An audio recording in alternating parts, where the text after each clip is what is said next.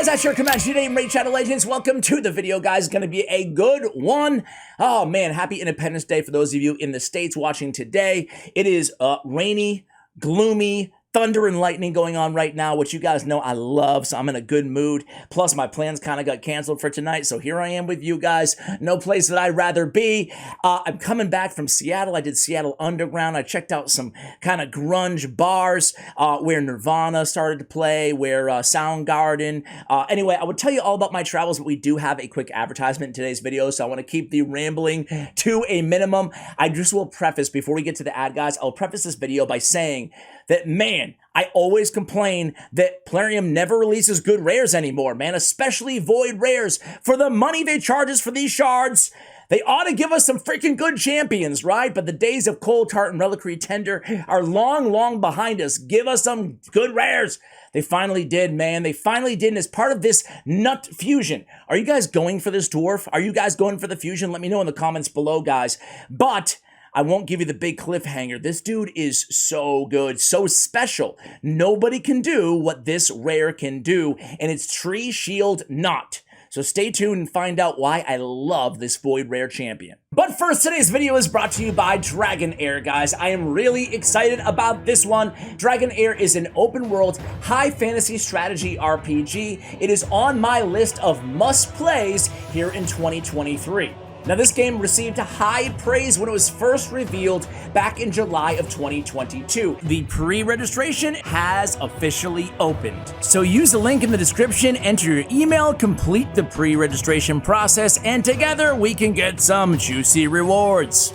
Now, this game looks amazing. Talk about high quality graphics, guys, and an incredibly highly free flow sandbox-like experience. It really does give you the vibe of Dungeons and Dragons. Complete with a vast map, a town to visit, materials to collect, side quests galore. This game really has it all. So in this game, you have to build your team strategically, okay? You need to pay close attention to the elements when selecting teams along with team positions. Examples of team positions can be defense, support, frost, dauntless, rally. That's just a few of them. And in terms of the elements, we're talking what? Like fire, ice, necrosis as well, lightning, and even poison in this game. So upgrade your heroes, form your party, explore this amazing deep fantasy world, and make sure you use my link in the show notes below. Make sure you use my custom link, guys, as well as, of course, joining the Discord server so you can stay up to date on all the Dragonair news.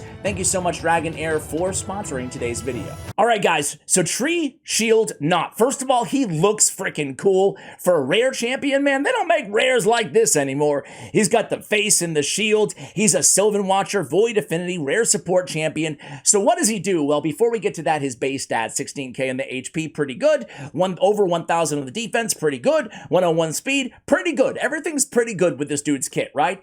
On this A1, he has a 3-time hitter. 3-time hitter, each hit with a 35% chance of placing decreased attack for 2 turns, albeit the small version. It is a very dependable decreased attack on a support champion with a triple hitter. You know, on Fire Knight, already out the gate, he's going to be a beast, right? Love that decreased attack, even if it's a small version, but the triple hitter +1, if you get Phantom Touch for Fire Knight, it's going to be great, right? On the A2, Treeshield's Favor. On a 3-turn cooldown, when booked, definitely worth booking this rare champion. Heals all allies by 15% of their max HP. Also plays the weak version of increased defense on all allies for 2 turns. Listen, if you don't have any version of increased defense on your team, the weak version is still going to be tremendous for your team. Don't scoff at the weak version of buffs and debuffs if they're on a champion that already is bringing something else to the table. You guys know me. The holy grail in this game is looking for a champion that can do multiple things all in one kit. Take up the space of 2 champions on your team. So he's got that, and heals all allies and AoE heal by 15% of their max HP. I'm going to show you in today's video why a heal all allies by even 15% of their max HP can be way stronger than people give it credit for. I think that for so long now we've been like, you know, we want it to be based on this champion's max HP, and while that is true, let me show you how this can still be an outstanding heal, way more than you'd think with 15%. On the A3, Root Rejuvenation, 5-turn cooldown, 2 random allies, 25% HP, 25% turn meter, and a shield equal to 20% of their max HP. So it's not the best revive in the world, considering it's only 25% HP and 25% turn meter. But I'll tell you what, guys, this is only the 4th rare in the entire game that can revive on an active skill, not predicated on like killing a champion or something like that, right? So only 4 rares: Gear Grinder, Reliquary Tender, and Grinner. If we take it really quickly, Speed and Faction Crypt is going to help a lot of people in Faction Wars, but this champion is more than a Faction War champion. Get to that in just a moment here. But really quickly, if we look at those rares, right? I mean, people forget just how bad it is right now in terms of rare revivers. We have Unbury, 50% HP, no turn meter, right? He's got a shield, right, on 20% of their HP. So a 1-turn revival on Grinner. Actually a really underrated rare reviver, in my opinion. And then we have Mr. Gear Grinder, right? We got Mr. Gear Grinder. I don't know why I call him Mr., but we're going to go with it. Revive a random dead ally, 50% HP, 50% turn meter on a 5-turn cooldown. And then, of course, who could forget, we mentioned her earlier, it is one of my personal favorites, Reliquary Tender. She has a 5-turn cooldown, 30% HP, 30% turn meter fill. No rare in the game has a double revive on one skill, or anything better than a single revive at that. And he's got it, right? The first rare to have 2 revivals. Might not sound like much, guys, but especially in Faction Wars, but really anywhere else that you're, kind of starting out, you need someone to pick up 2 when things really get going rough. When that Ice Golem comes down and smashes 2 or 3 of your champions all in one hit, as long as you can keep good old Treeshield alive, he's going to pick up 2 random allies. Now, it does suck that they're random and we can't target them, but at least it's 2 revivals on 1 skill. I really, really like this. And again, with those base stats being pretty solid as well, it's truly the best rare that has been released this year. That's not even close. There's no one that comes close to this champion. And then overall rares, dude, unless I'm missing some, I guess Gear Grinder is kind of comparable, although I would take Mr. Treeshield. I love that he has the increased defense on a 3-turn cooldown. Again, it's not the big version, but it's a version, right? It's going to get more damage out of your defense-based damage dealers at the same time as well. So, man, he's going to be tremendous for Faction Wars. Of course, there's only 2 other revivers. There might be one that I'm forgetting, but off the top of my head, we have a revival over here from Weirinin Silken, and then we have, of course, Elva, right? But if you don't have those 2 champions, you might be out of luck. You might be SOL here, and we've got you covered with an accessible rare. Now, this rare is part of the fusion, right? So when can we get this rare for free or by doing other stuff? Well, it's kind of hard to read here, but let me tell you guys. Let me blow it up a little bit. How about that? We get a Summon Rush July 7th. We have a Champion Training Tournament on July 9th. We have a Dungeon Divers 3 starting on the 12th. And we have a Champion Chase Tournament starting on the 14th. Those are all your shots at getting Treeshield Knott.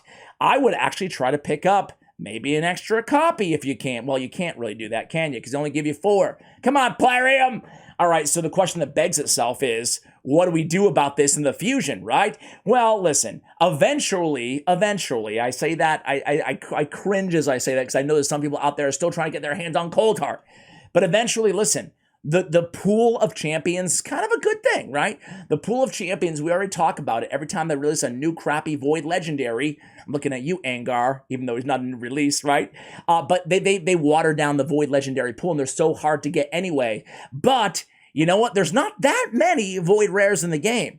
So I think we're going to get him eventually anyway, is what I'm trying to say. What I did is I opened up 40 Void Shards. That's how I got him. He was just one of the voids. There's not that many rares again. Think about all the times that we've gotten Harrier here on the channel, ladies and gentlemen, right? So eventually you can probably get your hands on this dude. Otherwise, anybody who is not fusing Knott, I would definitely pick up a copy of this champion. All right, guys, what I wanted to do is, I have him naked right now. And as promised, I actually want to show you guys what I was talking about when I was talking about those heels, right? Being a little bit more than meets the eye. So I have him, I guess, kind of naked. He does have some accessories on right now. I'm going to build him, but what I want to do is I want to start by using him naked, right? And I'm going to heal, like, we're going to put a champion. I have Mountain King exactly at 100k, just so we can kind of, judge the heals.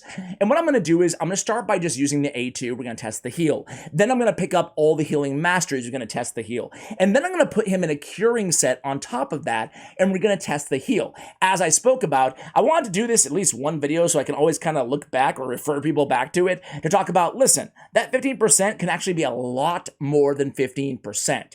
So let's go ahead and try that all out. I will show you really quickly on Mountain King. I don't have him totally geared because I want to get as close to 100K as I possibly could, just for nice even numbers here. In terms of his masteries, I did want to go, okay, I don't have it, but I wanted to point out that Rejuvenation is not a mastery that we're going to talk about today, but increases the amount of healing and the value of shield buffs this champion receives by 5%. That can also boost heals on any champion, obviously, who's going to be healed, which happens pretty often here in the game.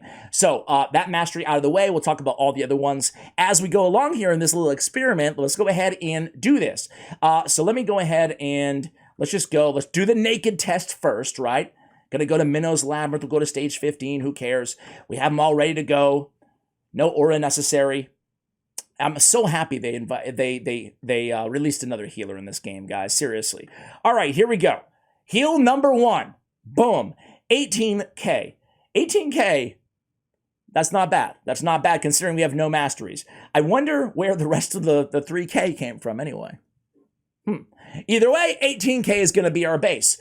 Let's go ahead and pick out masteries, right? Let's go ahead. What we're going to do is we're going to pick out a healer, reviver, masteries. This is going to be a safe bet for anybody using this champion at all, period, right?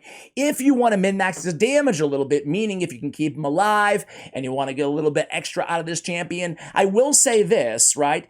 On his skills, his A1 is the only skill actually doing damage, but it is a triple hitter. It's attack base, and his base attack for a support champion isn't that bad. Let me take a quick look at his multipliers. A 1.4 average damage multiplier on the A1. Again, really not an awful idea to go ahead and maybe pick War Master up. I wouldn't really be building this champion with a 100% crit rate only for this ability on a 1.4, but considering he's a triple attacker, it's actually not too bad. Just wanted to point that out, that you could get some damage out of this champion if you really wanted to. That being said, let's go ahead and first just get the masteries, and then we'll put a curing set on him and check that out as well. So let's go ahead and get all scrolls. Let's come down. We're going to get my favorite mastery build for a pure healer and reviver. This would not be a continuous heal champion. In that case, we definitely go get lasting gifts, although we can still get lasting gifts if we want to, right? Because we do have that increased defense in his kit. All right, so let's go ahead and start out with the basics, what we know we want. That's Healing Savior, that is Lay on Hands, that's Merciful Aid. We're gonna come down, pick up Spirit Haste as well, and then of course we're gonna end off with Timely Intervention, which we love on any reviver. If you're unsure of what mastery to go for a tier 6 mastery, on your revivers, Timely Intervention is always a great idea.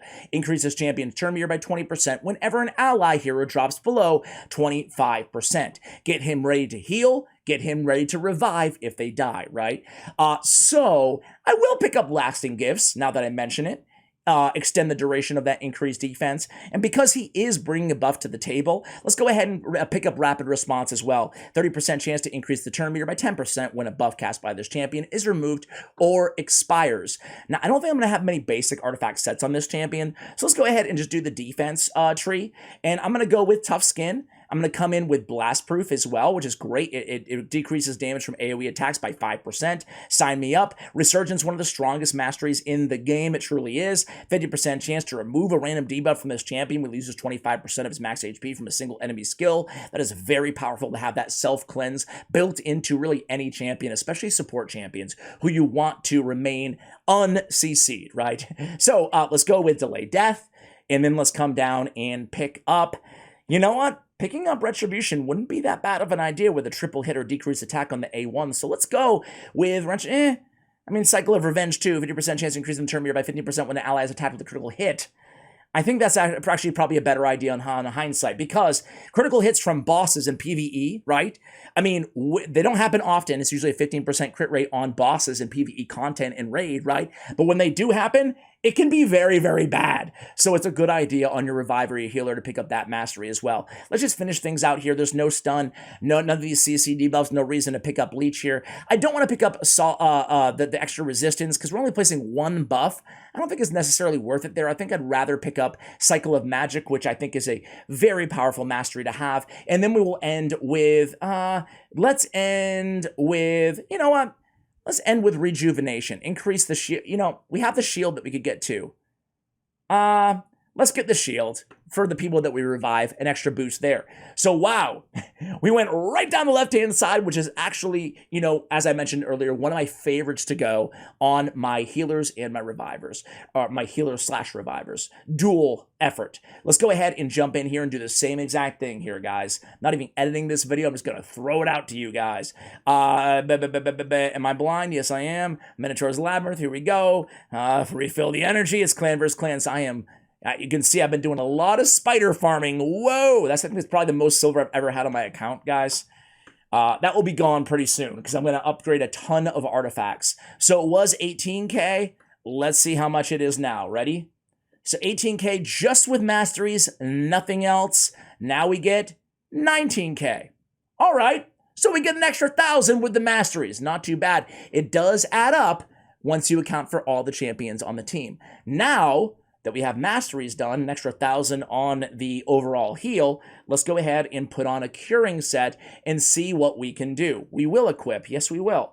All right, so curing. I don't have a lot of curing gear, guys. I'm just going to use what I have available right now, right? Now, other sets to put on this champion while I'm putting this gear on him.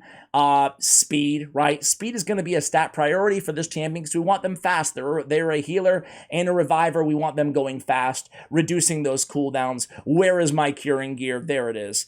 Other sets, reflex, right? They're only going to have one active skill off cooldown on that A2 unless somebody's dead. In both cases, we'd love to come back to that A2 ability. So reducing that cooldown by a 40% chance of, or I should say, of reducing is going to be extremely beneficial. So let's go ahead and equip this, and then let's kind of blindly upgrade it because we're in the middle of a clan versus clan and an artifact enhancement event. So let's just take it all the way to level 16. Not too bad, 111. We do need the accuracy for that A1 as well. That would be, you know, up to you guys if you need that on your champion. Other than that, guys, what am I looking for in stats? As you can see on this helmet, some resist would be nice, right? Other than that, speed is going to be my top priority. And then lastly, I guess survivability is going to be great. Now, this is a great shield here. You can see double speed, double crit rate. Okay, sign me up. I will note that, and this is what I do on all of my support champions, really, or basically any champion on my account, depending on how I'm building them, is I look at their defense and I look at their HP, especially my revivers, the champions that my cleansers, my support champions that really I'm going to be relying on and make sure that they stay alive. I'm looking at which number is comparatively higher on their HP and their defense, right?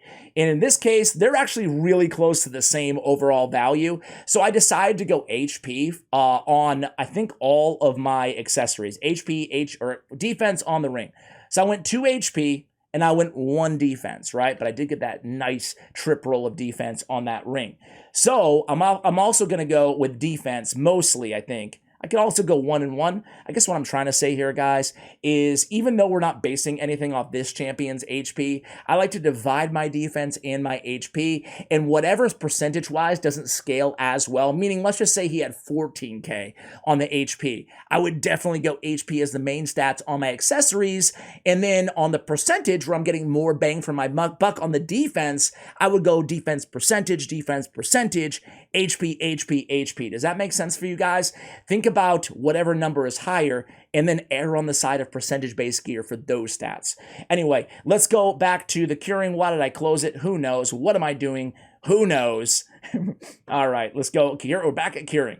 Let's just find some speed boots and be done with it. What do you say, guys? We got speed and we got a bunch of HP on this one. Sign me up. So again, speed, a double HP, 20% on the substat. Sign me up. Perfect. So now we have the curing set. The curing set is going to give us a 20% bonus heal. Also restores the amount of HP or destroyed HP equal to the bonus healing, which is really a nice add-on. Another buff to the curing set.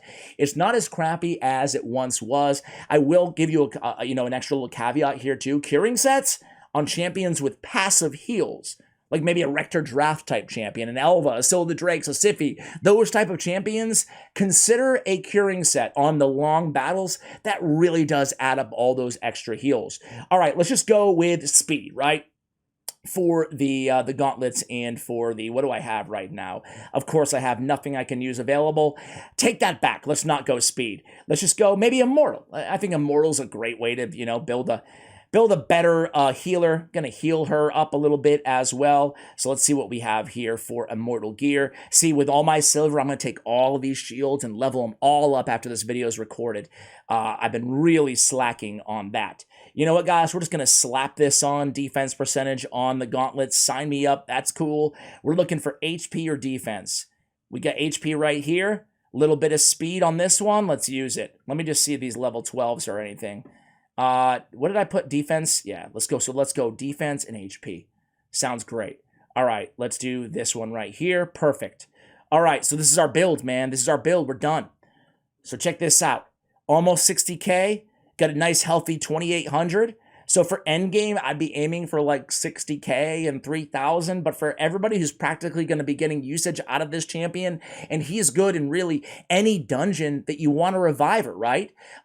You know, I think these numbers are great. I would be aiming for around like 45K at the bare minimum HP, and maybe what, 2,000 bare minimum for like the mid-game progression on this champion. Of course, scaling up the more that you can. And even this speed, you know, in a perfect world, I'd have like 240 speed or even higher on this champion. But we can get by with anything over 200 would be like my minimum threshold on this champion as well. In some areas, you might need more resistance. In other areas, you might not. 146 is not enough accuracy to dependably land that decreased attack on the A1, unless you're in, you know, level like 14 or so, level 15, maybe get away with 16 Fire Knight, right? But you do get a chance on each shot. If we could bump that up to around 200, we get a much more dependable decreased attack on that A1, albeit again the weak version there. All right, guys, so those are the stats. We talked a lot about how we built this champion. Now let's see his final heal here, right? So we started with 18K. We bumped it up to almost 19K. Now let's see what we can do here in a curing set on top of that, right? So here we go. 22K in that curing set. So not too bad. It goes to show you the power of curing compared to just the masteries. But again, I show you that to show that, you know, we started with the heal that really out of 100K HP should be doing around 15K. We got 18, we'll take it. We're able to bump that almost up to 20, and then we bumped it a lot more with that curing set. So you can take even a 15% of your allies' max HP champion and get a lot more out of that champion, okay? And just using your artifact sets and your masteries on a champion, especially, you know, considering it's an AoE heal, sure, on one champion doesn't seem like a game changer, like, wow, Ash, yeah, awesome, dude, you got a few extra 1,000 damage. But you add that up exponentially through every heal in the entire battle on all the champions, not just one, and you're talking about a lot of extra healage at the end of the day. Now, guys, let's go ahead and put some teams together. Let me show you this champion in, I don't know, let me just show you this champ in, like, Ice Golem. Be right back. All right, guys, so stage 25 Ice Golem here. We have UDK, we have Mist Rider Dathi as our debuffer. Any debuffer will do. We have Royal Guard, Dark Elhain would be a great sub. We have Archmage Helmet, Mausoleum Mage would be a great sub. And then we have the man, the myth, the legend here, bringing the increased defense, bringing the heals, and bringing the revives all in one. It's Treeshield Knott.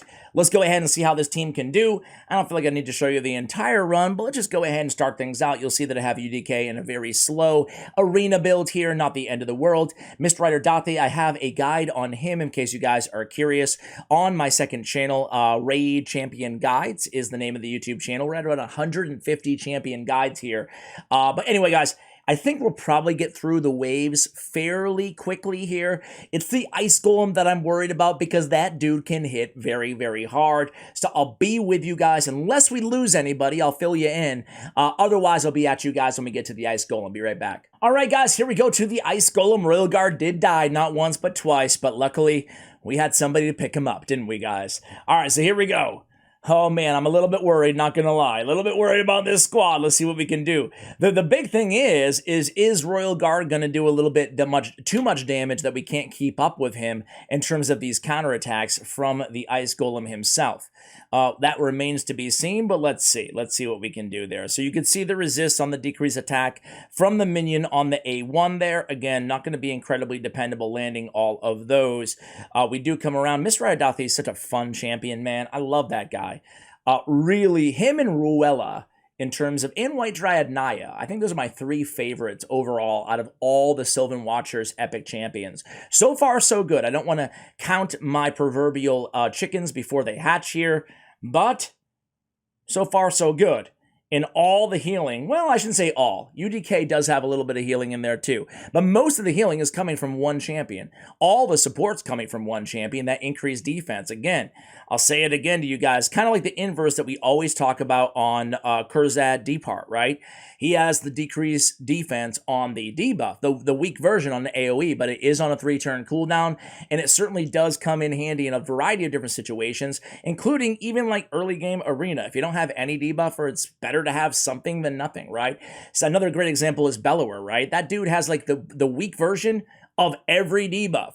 Incredible champion. So don't be too dismayed by the, the two things that we spoke about, the heals, all the mastery help, the whole whopping 1,000 extra healage, and the curing set as well. And again, I told you guys earlier, but just to reiterate, relentless, reflex, triple speed are all viable options in terms of my favorite sets on this champion. If you wanted to get super crazy and you wanted a Fire Knight specific artifact build for this champion, you could go like a 1 or 2 retaliation sets, now that they're a 2-piece, and get a retaliation on that triple hitter on the A1. We could go with Miracle Heal as a mastery, or we could go with Phantom Touch as a blessing. Miracle Heal or Phantom Touch on this champion. We could even go with the anti-CC debuffs. Nice heal came in clutch right there, right? We could go even with the I forgot the name of them, the blessings that both have the chance of denying the stuns and the fears and stuff like that. But check this out, man. That little itty bitty weak version of the increased defense and all those heals able to keep this team alive at least this far. Okay, Royal Guard does go down. It's okay. Let's go ahead and pick him back up.